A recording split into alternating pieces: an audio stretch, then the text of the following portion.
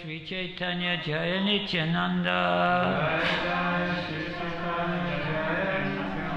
Jaya Advaita Chandra Jaya Gaura Bhakta Vrinda.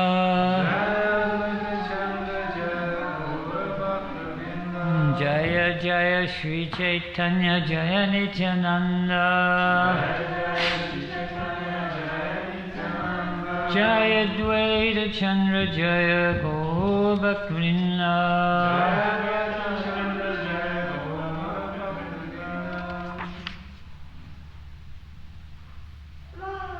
So today, what sloka have we got on the board there? 145. 145, okay. So the roster's gone all skew with. Krishna Kirtan have good news that he is recovering. His operation was not a serious operation, he just had some complications removed from his bowels and is at home recovering. Maybe in a few days he'll be back with us again, so very delighted to hear that news. So we are moving right along. I think that somebody else was supposed to be giving a class today, but there is no sign of them. So we'll all try and sort of learn a little bit from the Caitanya Caritamrita, what little we know, we'll try and share. Krishna Dasa Nama Shuddha Kulina Brahmana. Krishna Dasa Nama Shuddha Kulina Brahmana. Yari Sange Lai Kaila Dakshina Gamana. Yari Sange Lai Kaila Dakshina Gamana. Krishna Dasa Nama Shuddha Kulina Brahmana. Yari Sange Loi Loi Kaila Dakshina Gamana.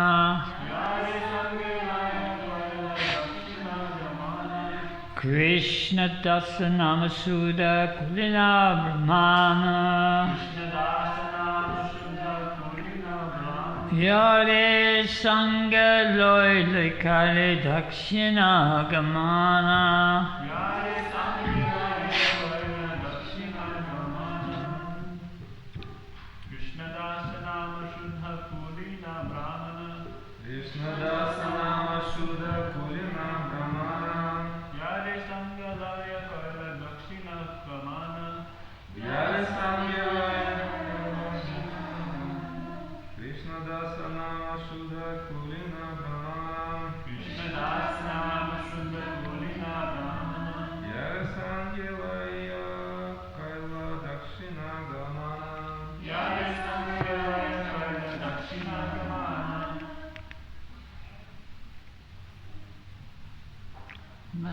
Ladies?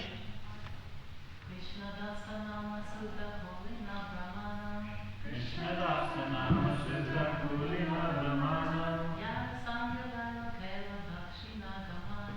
Yara Sangha Laya Kaila Dakshina Gamana.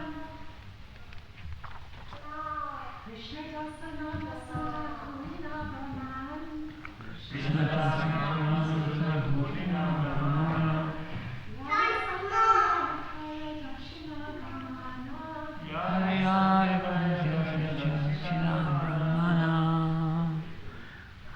Krishna Das, of the name Krishna Das. Nama, name. Sudha, Pure, Kulina, respectable. Brahmana, Yare, whom? Sange, with. Loila, taking. Kaila, did. Dakshina, southern India. Gamana, touring. Translation: 22nd devotee Krishna Das was born of a pure and respectable Brahmin family. While touring southern India, Lord Chaitanya took Krishna Das with him. Purport: Krishnadas is described in the Adi-lila, chapters 7 and 9. He went with Sri Caitanya Mahaprabhu to carry his water pot. In the Malabar state, members of the Bhattacharya cult tried to captivate Krishnadas by supplying a woman to seduce him, but although Sri Krishna Mahaprabhu saved him from being harmed, when they returned to Jagannath Puri, he asked Krishnadas to remain there, for the Lord was never favourably disposed towards an associate who was attracted by a woman. Thus Krishnadas lost the personal association of Lord Chaitanya Mahaprabhu. I'll speak on this sloka and on the next one, because this is all about Lord Chaitanya's servants. And then maybe I'll just, since I'm prepared anything, I'll just talk a little bit about the Chaitanya tree and put it into perspective where it is so relevant in our lives today. So it's just this particular, I haven't had time to study up, but from what I remember of Krishnadas, he was a great devotee in Jagannath Puri, and when Lord Chaitanya went travelling south, he didn't want to take a big retinue of devotees, so he said, I'll just take one devotee, and he took Krishnadas with him, accompanying him on the tour of South India. And as we know, Lord travelled extensively throughout India till he went down to the bottom part of India, and he ended up as far as some of the temples right at the bottom. What's the temple at the bottom? Cape Cormoran, is it? What's the temple at the bottom of India? South India? Rameshwaram. And somewhere in that vicinity he also visited the temple, and he found these beautiful books, the Brahma Samhita, and what other one was it? There's something else. So in his travels he was being served very nicely by Krishnadas, but there was some particular place, some point in time where Krishnadas was seeking alms for Lord Chaitanya, or he come across the association of some gypsies that called the Bhattahari cult. So they were just a wandering bunch of nomads who were living off their wits, more or less. And some of the women in that cult, they tried to seduce Krishnadas, who, being a brahmachari, become very much influenced, become under their sway, and they persuaded him to join their cult. So Sri Chaitanya Mahaprabhu is waiting for his servant to come, and the servant never arrived. So he went looking for him, and he found him in the association of these Bhattaharis. So he grabbed him, and he started taking him back with him. And then the Bhattaharis became very offensive, and they tried to attack Sri Chaitanya Mahaprabhu with whatever weapons they had. I don't know, axes and sticks and whatever. And as they went to attack Sri Chaitanya with these weapons turned on them and started to attack them and beat them up badly. So then they all end up fleeing. And then Sri Chaitanya Mahaprabhu took his servant back, Krishnadas, and explained to him about the dangers of Maya, that you have to be very, very much attentive. I think it was very appropriate that Nishringa Chaitanya was reading from the verse out of the book that we read this morning, Caitanya. And in it he said that normally in Vedic times the men would not associate with the ladies, and there was a very strict segregation there, that only the husbands would associate with their wives. But in Krishna consciousness, in trying to spread this movement, we have equal numbers of men and women. Actually, there is more ladies than men these days, trying to spread the Krishna consciousness movement. And in this effort to spread, we have to conjointly cooperate and work together. So he said, therefore, even though there is criticism from the conservative factors of those who are following the Vedas, still we are continuing on, but the essence of our movement is that we chant attentively the holy names of the Lord, and we stay fixed in our Krishna consciousness, and then we invoke the mood of Haridas Thakur and ask for his mercy, and this way we'll be able to continue with our Krishna consciousness in our intermingling with the men and the ladies. Just like on the farm here, we have so many duties to do, and so basically we all render the services, whatever is required. And we understand we're just temporary bodies, we're spirit souls. We may be in the body of a man today or in the body of a woman, but that is just a temporary manifestation, that actually we're all spirit souls. Ultimately, we're none of these. We don't identify with this. We identify with the fact that we're total servants of Sri Krishna, and due to the mercy of Caitanya Mahaprabhu, we are actually coming to the platform where we become spiritualized, and then ultimately we get rid of our designations of man and woman, and we become eternal servants of Krishna. So this is a process which is working. It works slowly, just like every time we see that the devotees come to the temple here and we greet the deities and we look at the deities. Sometimes everybody looks at the deities in a different, to different degrees. Some of the pujaris who see the deities have a look at the deities, see that their clothes are straight, that their colour coordinated, and that everything looks nice for Krishna's pleasure. Other devotees are seeing this sort of massive swathe of colour, and they're singing the melody and their heads revolving around in space like it's going to be a nice day today, the sun's going to be shining. How good is that? And other people just sort of sometimes just get astounded by Krishna's beauty. Just the longer you actually stare at the deities and appreciate all the beauty that is there in the deities with the garlands and the clothes, that they're in a little kunja there somewhere in the grove ready to be served by the loving gopis, then you actually almost become absorbed in the pastimes of Krishna. This is the purpose of the deities, that you actually become absorbed by Krishna and get swallowed up into that spiritual relationship whereby you forget the fact that you're here temporarily, that you're associating with Krishna's spiritual world. It's like an embassy here. It's like an embassy to the spiritual world. So there, in that manner, we can keep Maya at bay.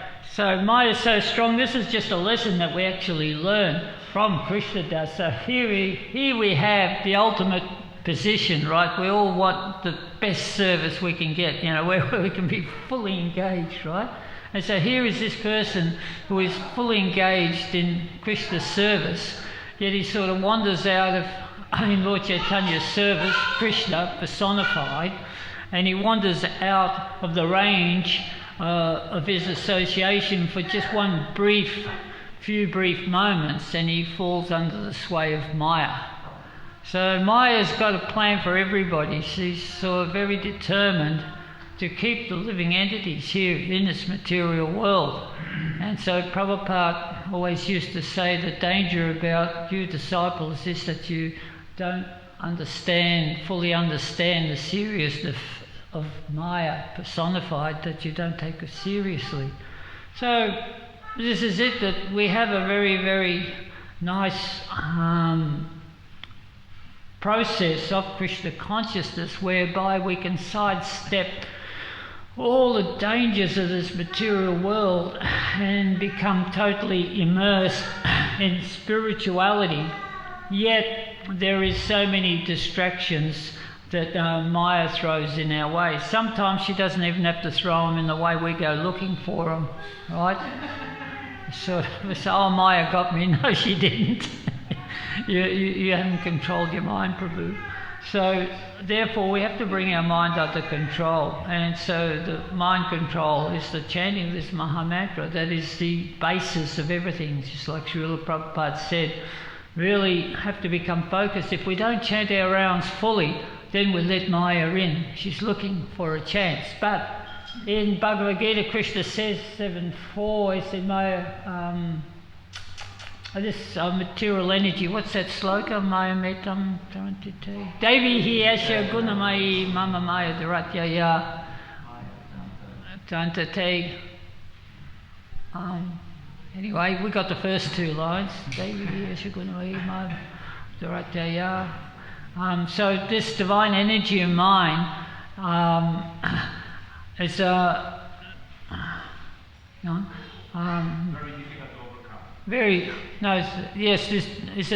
hang on, how's it go? Devi Hirsha Gunamai. So there's three modes of material nature, right, which is Maya.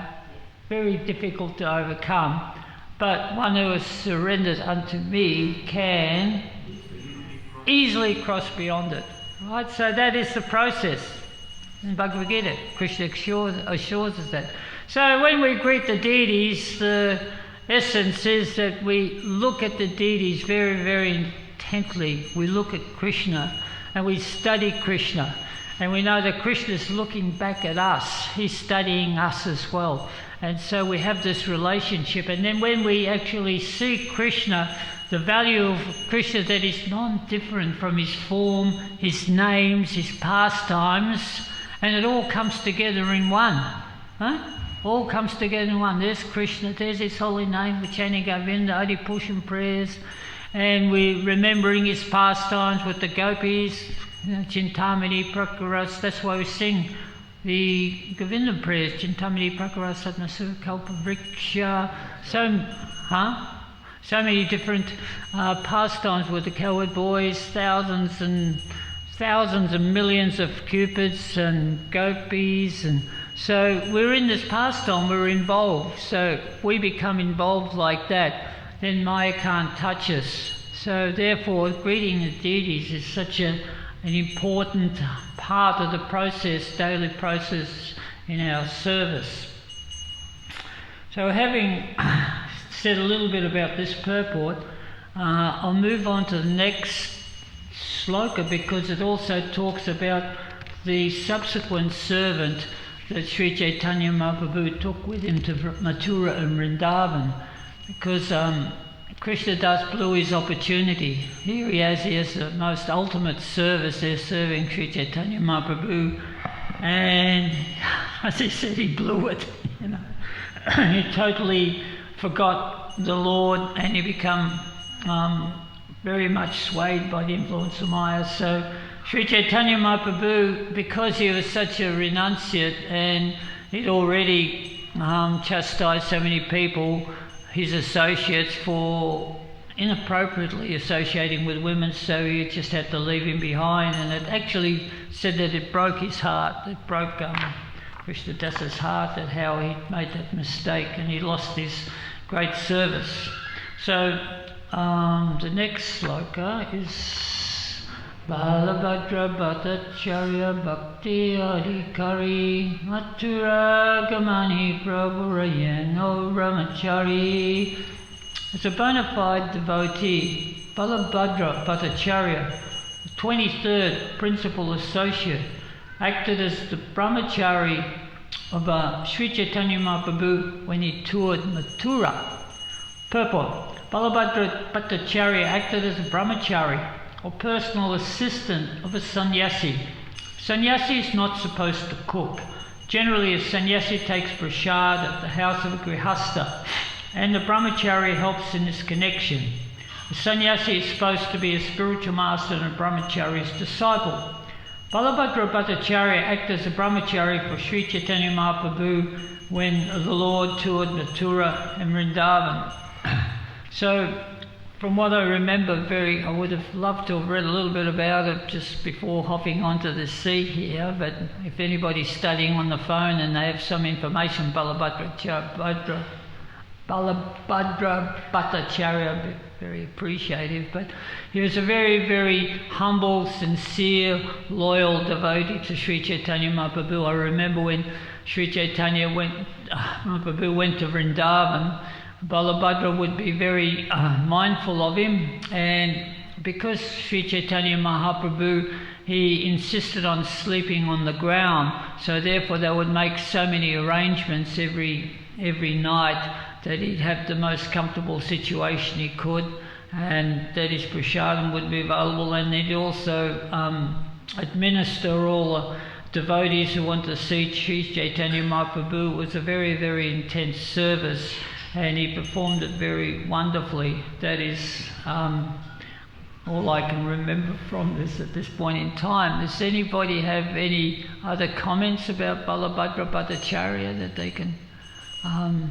enlighten us? Because what is very important is this tree of Sri Chaitanya Mahaprabhu. I would just like to say that we've been studying this chapter, and it's the most extensive and the most nectarian chapter in this Caitanya Caritamrita that I've ever come across, just reading about all these great devotees that are coming from Sri Chaitanya Mahaprabhu, and it's called the tree of Sri Chaitanya. So these are all the branches of the tree.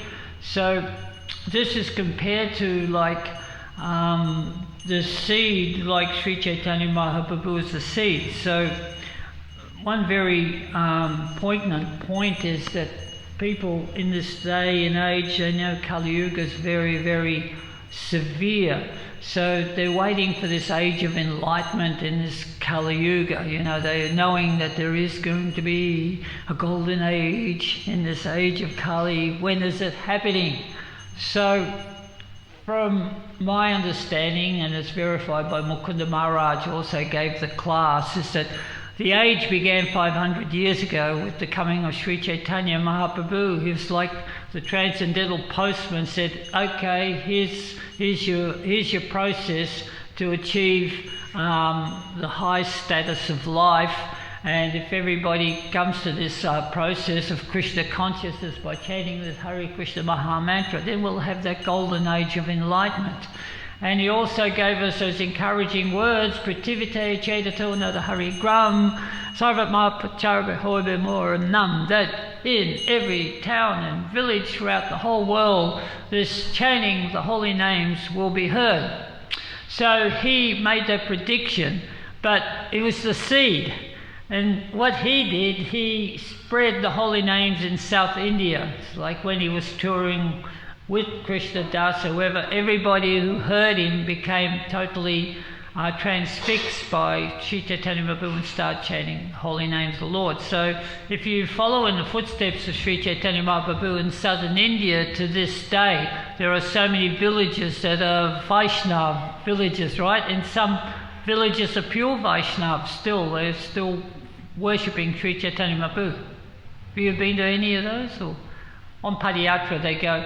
There's like Bhakti Siddhanta Saraswati Maharaj tried to do 108 sort of Pada Tirthas where Lord Chaitanya went to. He followed all the Tirthas, and that's a really auspicious thing to do. It's recommended Caitanya Caritamrita that we follow in the footsteps of Sri Chaitanya Mahaprabhu, and just as a places of pilgrimages we go there.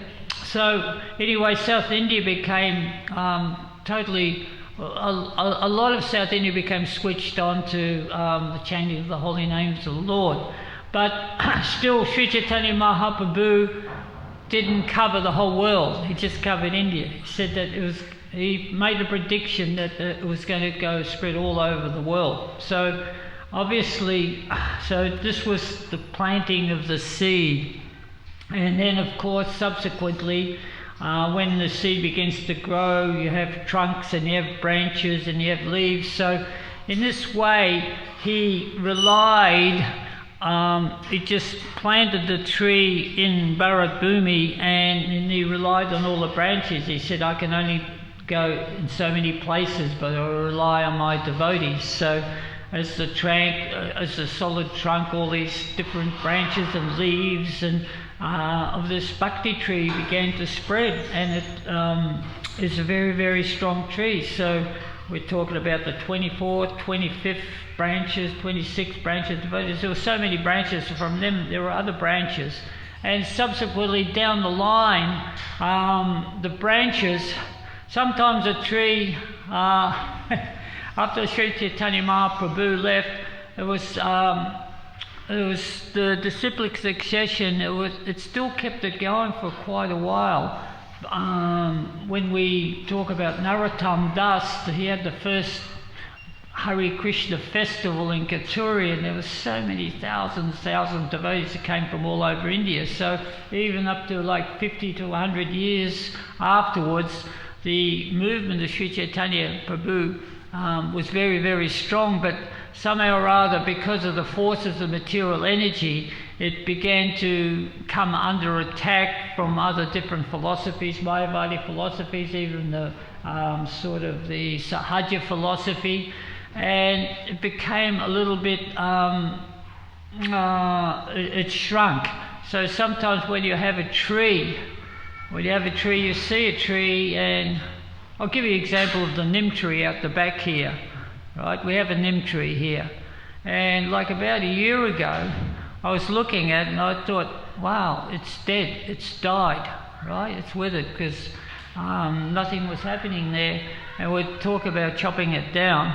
But then a few months ago, that all these leaves started to sort of come back on the Nim tree, that was back again. So this happens to the trees. Trees are very stout and strong, but sometimes they just have to, whether it's a disease or if it's the weather or whatever the condition is, the tree remains with the life force remains with the tree until the conditions become favourable again. So we can compare this to this tree of Lord Chaitanya Mahaprabhu, where it was starting to wither a bit until Bhaktivinoda Thakur come along. And Bhaktivinoda Thakur, he had a hard time even trying to find the Caitanya Caritamrita to read about the pastimes of Lord Chaitanya. And there was so much ecstasy when he did come across the book and he found out about the pastimes. He glorified the pastimes of Sri Chaitanya. And then he went looking for his birthplace. And what a fantastic story that actually everybody was saying that the birthplace was in what was known Kulinagram those days, but it was Navadvip. They said, no, it's here. All the pundits were saying it's here because actually it was also in their interest because they had the temples there. No, Lord Chaitanya was born here. Oh, he was born here. But then Bhaktivinoda Thakur had his house in Sarupgunj. Who's been to Bhaktivinoda Thakur's house? Yay! A lot of devotees put up their hands. It's very ecstatic when you look out the window and you see his vision that he saw a big city shining, and then you look out the window and you see the big dome, Srila Prabhupada's dome and the TOVP, and you can see that this prediction is actually taking place. And it's the prediction Lord Chaitanya predicted. So anyway, in that distance somewhere he saw shining light. So he followed that and he saw that there was a tulsi, a whole bunch of tulsis growing there under a Nim tree. So then he thought, perhaps this is the place where Chaitanya Mahaprabhu was born. It was like a vision. So he brought his spiritual master Jagannath Das Babaji, who was 120 years old. He lived to be 140 apparently. And they carried him in a wicker basket. Sometimes when you get older you wither away and you become a little bit shriveled. So they carry him in a wicker basket. And he could see, but his eyelids were so heavy that to see he had to prop up his eyelids like that. So he put him in that place. And then he said, is this Chaitanya Mahaprabhu's birth site? And Jagannath Babaji looked around and immediately he became ecstatic, electric. It was electric, He just started jumping up and down, Jai, Gora Hari, Gora Hari, Gora Hari. So you could tell that this was the birthplace of Sri Chaitanya Mahaprabhu. So then, once again, his son, Bhakti Siddhanta Saraswati Maharaj, took up the mission of spreading Krishna consciousness, and he became very, very strong sannyasi. And he built 64 temples in India, right in the middle of, these cities. Just amazing feat. 64 temples, was it? 64 temples. Gaudiya Math, and most of them are still there, still there. And that was like the, reviving the roots of Krishna consciousness. And of course from then Srila Prabhupada came to one of these temples and he said, now you have to spread all over the world. So this is the part of the prediction. So here we are. Srila Prabhupada came to New York, and now we have, I don't know how many temples we got, about 600 or something. Even in India now there's so many temples in India. There's 10 temples in Delhi or something like that. So it is actually, and then it's just so exciting that I was talking with Amar, our good friend who just left. He said there's 4 centres in Pakistan. Can you believe that? And this is like the heart of Islamic territory, 4 centres there. And then there's chanting going on in Saudi Arabia and Abu Dhabi, and all the devotees, the sannyasis are going there and preaching there. So we can see that this message of Sri Caitanya is actually spreading far and wide. So this is the tree, it's beginning to grow. So all the branches, all these sort of branches and sub-branches that were there in the beginning, now they're starting to flower, and we're reading Caitanya Caritamrita, and it is opening up. It's like the third, becoming three-dimensional. First, rather than being just pages of the book that you read it, these characters are coming to life because we have all these other different beautiful books, Gaura Ganesh Dipika and Chaitanya Bhagavat and Chaitanya Mangala, and devotees are translating these. So it's actually bringing the tree to life. So we're a part of this gorgeous movement that is actually spreading, and with this in comes the age of enlightenment, the golden age. It's the age of enlightenment. So we can see that there was sort of like it was ready, because sometimes when you have fertile soil for the tree to grow, right, the tree needs a bit of water and soil, and that you can see that in the 60s people were searching for some spiritual enlightenment, and they were ready for it. So that was like preparing the soil. So when Srila Prabhupada came, the soil was fertile, right? That people started to take interest. And how was it that these people who were just going off in so many directions, I can vouch for that, they was thinking like, we're unstoppable, that, sense gratification is the way to go. What is it? To reach the height of enlightenment, you go through the depth of depravity. There was a common saying, right? And so many crazy sayings and things like that, but Srila Prabhupada just completely switched it around. It's like he said, from hippies to happies. That people were miserable, and actually all these philosophies, these depraved philosophies, had their effect. That all the movements that started, that we are going to revolutionise, that actually they just all dwindled and died, and the people became very